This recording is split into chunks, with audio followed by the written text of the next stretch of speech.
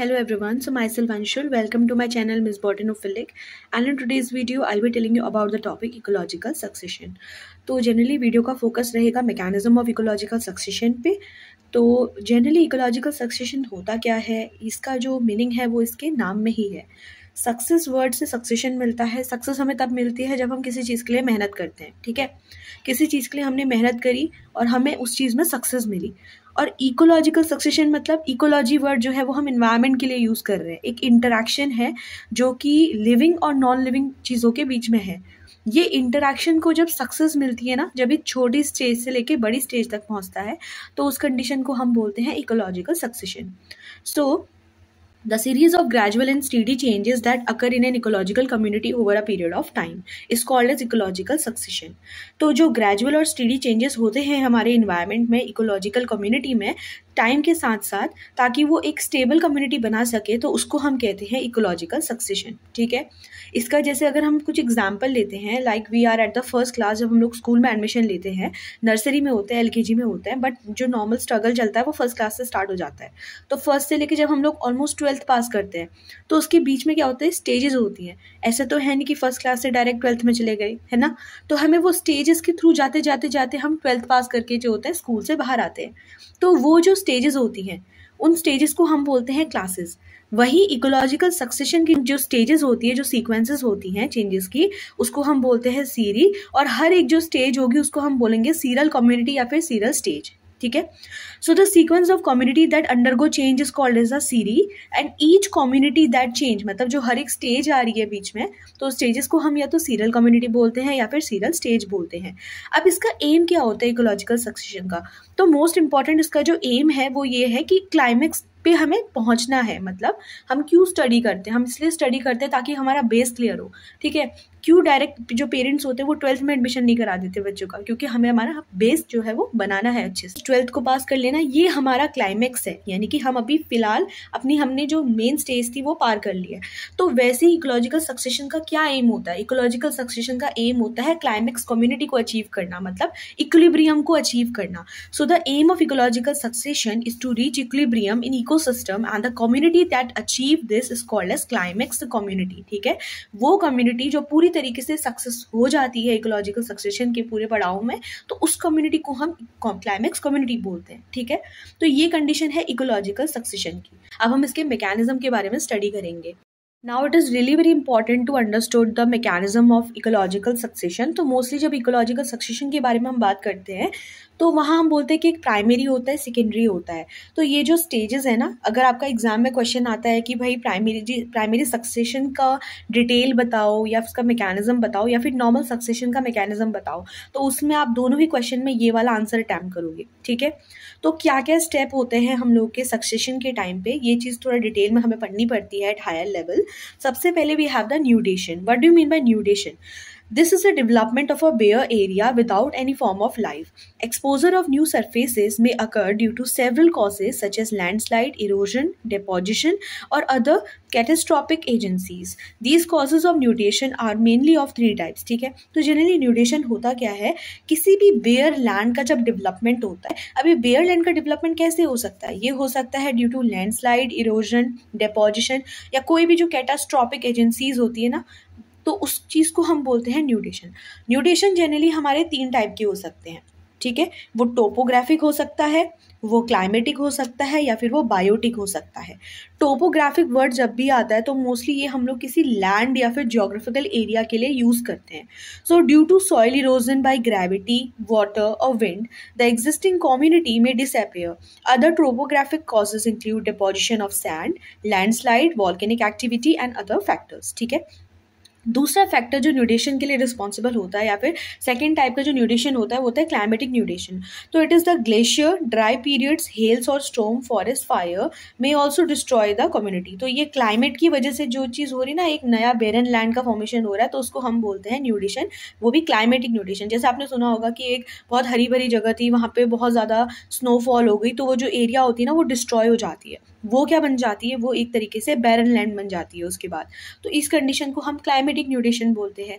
Biotic nutrition की जब हम बात करते हैं कि जब ह्यूमंस की या मैन की वजह से कोई चीज़ होती है, यानी कि biotic factors are responsible for the cause of barren land formation. Okay, तो इसके अंदर क्या क्या चीज़ें आ सकती है? एग्रीकल्चर, हाउसिंग, इंडस्ट्री, ठीक है। इन सब चीज़ों को बनाने के लिए हमें क्या करना पड़ता है? हमें ऑब्वियसली बात है कि हम लोग क्या करते हैं, पेड़ों की कटाई कर देते हैं, या फिर हमें किसी जगह पे इंडस्ट्री खड़ी करनी होती है तो वहाँ जो प्रीवियसली एग्जिस्टिंग नेचुरल कम्युनिटी होती है उसे हमें पूरा रिमूव करना पड़ता है, ठीक है।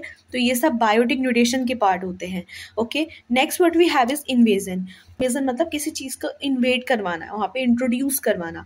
तो invasion is the successful establishment of a species in a bare area. The species actually reaches the new site from any other area. Invasion में be due to 3 steps. Invasion के अंदर जनरली हमारे 3 स्टेप हम पढ़ेंगे। सब steps होते हैं migration, ecesis और एग्रीगेशन। तो मोस्टली जो वर्ड इन्वेजन है इसका मतलब क्या होता है, जैसे पहले स्टेप जब हमने न्यूट्रिशन बोला तो वहाँ हमने बोला कि भाई एक बैरन लैंड बन गया हमारे पास। फिर सेकंड स्टेप में हुआ इन्वेजन, यानी कि कोई स्पीसीज क्या है उस इन्वेडेड एरिया में आके रह रही है, तो उसको हम इन्वेजन बोलते हैं, ठीक है। एक बेयर एरिया में एक स्पीसीज आके अपने आप को उसने इंट्रोड्यूस करवा दिया है। अभी इंट्रोडक्शन किस किस वजह से होता है? सबसे पहला आता है माइग्रेशन। माइग्रेशन तो आपको पता है कि कोई सीड है, स्पोर है, प्रोपेग्यूल है, वो बाहर से आके क्या कर रहा है, वो माइग्रेट कर रहा है उस पर्टिकुलर एरिया में। सो द सीड, स्पोर्स और other propagules of the species reaches the bare area. This process is called as migration. अब ये माइग्रेशन एयर की वजह से भी हो सकता है, वाटर की वजह से भी हो सकता है। Next we have the ecesis, जिसको हम स्टैब्लिशमेंट बोलते हैं। सो after reaching to a new area, the process of successful establishment of the species as a result of adjustment with the conditions prevailing there is known as access. Access is followed by full-scale colonization. In plant, after migration, seed or propagule germinate, seedling grows and adult start to reproduce. तो देखो access मतलब होता है किसी चीज़ का establish करना. Then we have the aggregation. So colonization by successive offspring and new migrant help increase the population, a process called aggregation. Therefore, after excess, as a result of reproduction, the individual of a species increase in number and they come close to each other. Plant or autotrophic organism which are first to colonize and aggregate are called the pioneer. The pioneer communities are likely to be more dynamic and have low nutrient requirement and to take minerals in comparatively more complex form. They are small sized and make less demand for the environment. So at the end invasion यही बोलता है कि देखो उसके जो 3 step थे, migration, ecesis और aggregation. Migration बोलता है कि एक सीड था वो उड़ते उड़ते कहाँ आया, एक बैरन लैंड पे आया। बैरन लैंड में जाते ही उसने जर्मिनेट करा। जर्मिनेशन के बाद एक प्लांट बना दिया, बहुत से प्लांट थे आपस में क्रॉस पॉलिनेशन, सेल्फ पॉलिनेशन के थ्रू रिप्रोडक्शन हुआ, प्रोसेस बढ़ते गई और उन्होंने अपने को वहाँ पे एग्रीगेट करवा लिया। तो ये 3 स्टेजेस हो गई। इस एग्रीगेशन के टाइम पे भी जो सबसे पहली वाली जो हमारी स्पीसीज वहाँ पे होती है ना, जो कि रिस्पॉन्सिबल होती है इकोलॉजिकल सक्सेशन के लिए, उसको हम पायनियर बोलते हैं। मोस्टली ये वर्ड हम लोग लाइकन्स के लिए यूज करते हैं, बिकॉज लाइकन्स क्या होते हैं, वो बैरन लैंड पे ग्रो करने की कैपेबिलिटी अपने अंदर रखते हैं, ठीक है। तो यहाँ पे क्या कंडीशन आई हमारी, फिर उन्होंने पायनियर हुए। पायनियर और एक और इनकी कैपेबिलिटी, पायनियर की ये इनकी एक सबसे अच्छी खूबी होती है कि इनको जो इन्वायरमेंटल न्यूट्रिएंट्स होते हैं वो इन्वायरमेंट से बहुत कम लेती है, बट उनको देती बहुत ज़्यादा है, ठीक है। उनकी डेड होने के बाद उनका जो मैटर होता है, डिकम्पोज मैटर होता है, वो ह्यूमस या फिर लिटर का फॉर्मेशन करता है, ठीक है। तो ये होता है हमारा इन्वेजन। थर्ड स्टेप जो इसमें आता है वो है कॉम्पिटिशन या फिर कोएक्शन। तो इसके नाम से ही आप लोग समझ गए होंगे कि कॉम्पिटिशन या कोएक्शन में हम लोग क्या पढ़ने वाले हैं। देखो कॉम्पिटिशन क्या होता है कि उस स्टेज में अभी तक हमने क्या पढ़ा, न्यूडेशन हुआ, इन्वेजन हुआ। इन्वेजन होने के बाद बहुत स्पीसीज आ गई, बहुत सी पॉपुलेशन बनी, अब उनके बीच में कंपटीशन स्टार्ट हो गया। प्लांट्स के बीच में भी कंपटीशन होता है, भाई जो सबसे ज्यादा हट्टा कट्टा होगा वही तो न्यूट्रिएंट लेगा ना, और जो वीक होगा वो एलिमिनेट हो जाएगा, ठीक है। जिसको हम survival of the fittest word बोलते हैं, वो भी यहाँ पे बहुत काम करता है इस कंडीशन पे। तो ये जो कंपटीशन होता है, ये सेम स्पीसीज के बीच में भी हो सकते हैं, ये डिफरेंट स्पीसीज के बीच में भी हो सकते हैं, ठीक है। So due to aggregation of large number of individual of the same species at the limited place there develop a competition. अभी कॉम्पिटिशन इंटर स्पेसिफिक भी हो सकता है, इंट्रा स्पेसिफिक भी हो सकता है। इंटर, इसका मैंने आपको पहले भी इसका मतलब बताया था कि इंटर मतलब होता है between different organism, different species के बीच में जब होता है। इंट्रा मतलब होता है जब सेम स्पीसीज के बीच में कंपटीशन होगा, ठीक है। For space and nutrition, individual of a species effect each others life in various ways and this is called as a coaction. The species which fail to complete with other species are ultimately discarded. तो competition तो बहुत simple था कि जब competition हो रहा है तो 2 ऑर्गेनिज्म आपस में लड़ रहे हैं किसी चीज को लेके, चाहे वो न्यूट्रिशन हो, स्पेस हो, लाइट हो, है ना। तो वो चीज कंपटीशन पे डिपेंड करती है। अब को एक्शन क्या होता है? को एक्शन कहने का मतलब है कि इस कंपटीशन की वजह से या किसी इंडिविजुअल की वजह से किसी और की जब लाइफ को क्या होता है, इफेक्ट पड़ता है, तो उसको हम कोएक्शन बोलते हैं। ठीक है, किसी की वजह से किसी की लाइफ को अगर इफेक्ट पड़ रहा है तो उसको हम बोलते हैं कोएक्शन। तो इस कंपटीशन की वजह से या फिर किसी इंडिविजुअल के उस जगह पे होने की वजह से भी किसी और को इफेक्ट पड़ता है, तो this particular step is called as a coaction. ठीक है, तो फिलहाल हमने 3 स्टेप पढ़ लिए, न्यूडेशन, इन्वेजन और competition and coaction. Okay, now after this we have the reaction. What is reaction? Reaction include mechanism of the modification of the environment through the influence of living organism on it.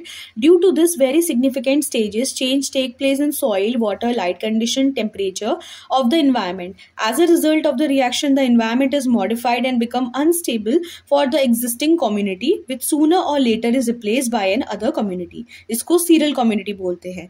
The whole sequence of community that replaced one another in the given area is called as a series, and different communities constituting the series is called as a serial stage, या serial stage बोल सकते हैं, serial community बोल सकते हैं, फिर developmental stage बोलते हैं, जिसके बारे में मैंने आपको ऑलरेडी स्टार्टिंग में बता दिया था।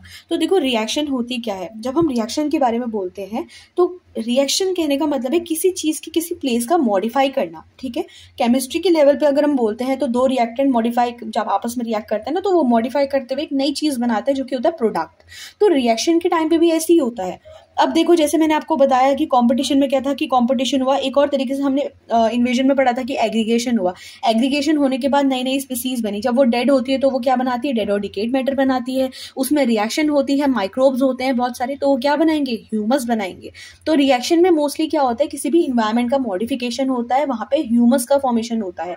इसको आप एज एग्जाम्पल ले सकते हो कि एज फॉर एग्जाम्पल कि ह्यूमस का फॉर्मेशन हो रहा है रिएक्शन के बाद, बहुत से माइक्रोब्स उसमें पार्टिसिपेट कर रहे हैं, पार्टिसिपेशन के बाद ही तो डिकम्पोजिशन हो रहा है ना ऑर्गेनिज्म की बॉडी का, और डिकम्पोजिशन हो रहा है तो वो क्या बना रहे हैं, वो ह्यूमस बना रहे हैं। ठीक है, और रिएक्शन के टाइम पे हम जो कंडीशन पढ़ते हैं वो होती है कि सीरी और सीरियल स्टेजेस। सीरी क्या होता है, पर्टिकुलर स्टेजेस ऑफ सक्सेशन जो है हमारी, वो टोटल कंट्रीब्यूट करती है सीरी को, और सीरी में जो अलग अलग कम्युनिटीज बनती है अलग अलग स्टेजेस पे, तो उसको हम बोलते हैं सीरियल कम्युनिटी या फिर सीरियल स्टेजेस। ठीक है, इंडिविजुअल स्टेजेस को सीरियल स्टेज बोलते हैं और पूरी जो प्रोसेस होती है उसको हम सीरी बोल सकते हैं।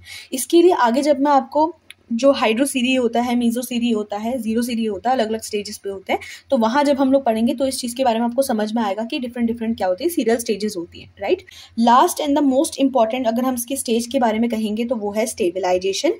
ठीक है, स्टेबलाइजेशन क्या होता है, finally there occurs a stage in the process where the final terminal community becomes more और less establish for a longer period of time and it can be maintain itself in equilibrium with the climate of the area. The final community is not replaced and it is called as a climax community and this stage is called as a climax stage. ठीक है, तो stabilization के बारे में मैंने आपको बताया कि स्टेबलाइजेशन क्या होती है। स्टेबलाइजेशन लास्ट स्टेज होती है जिसको हम लोग क्लाइमेक्स स्टेज भी बोलते हैं। ठीक है, इस पर्टिकुलर कंडीशन में जाने के बाद कम्युनिटी में कोई भी चेंज नहीं आएगा, क्योंकि यहाँ पे कम्युनिटी ने अपने को अडेप्ट कर लिया है उस एनवायरनमेंट को लेके और सारे स्टेजेस को पार करते हुए वो अपनी लाइफ में सक्सेस हो चुका है। ठीक है, यानी कि हमने 12th पास करके हम लोग बस कॉलेज लाइफ में एंटर कर चुके हैं।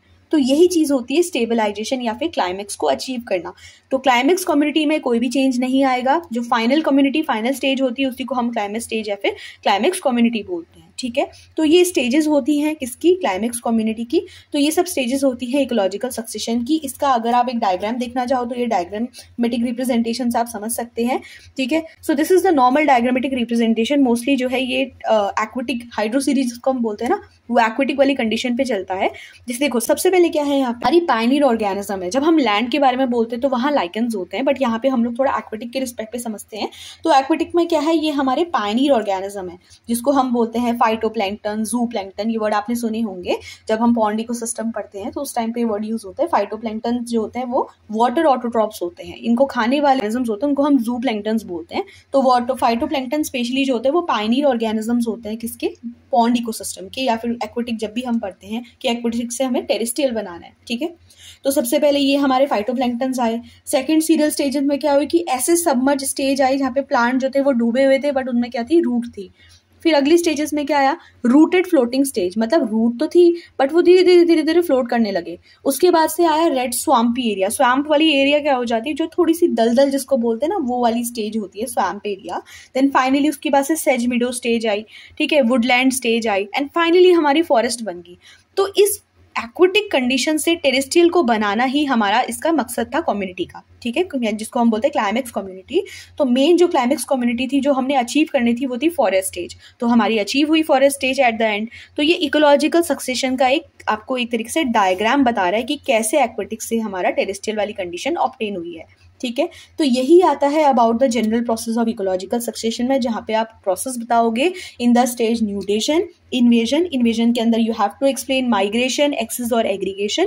Then the third stage is competition and coaction, fourth stage reaction, and the final is the climax community. Okay, तो आई होप कि आपको ये वीडियो पसंद आई होगी, आपको थोड़ी बहुत इससे हेल्प मिली होगी। इसके अलावा in the next video will be covering about the types of ecological succession, and it is also really very important for the examination point of view. So that's all for today's video. If the video is helpful, then please like, share and subscribe. Thank you.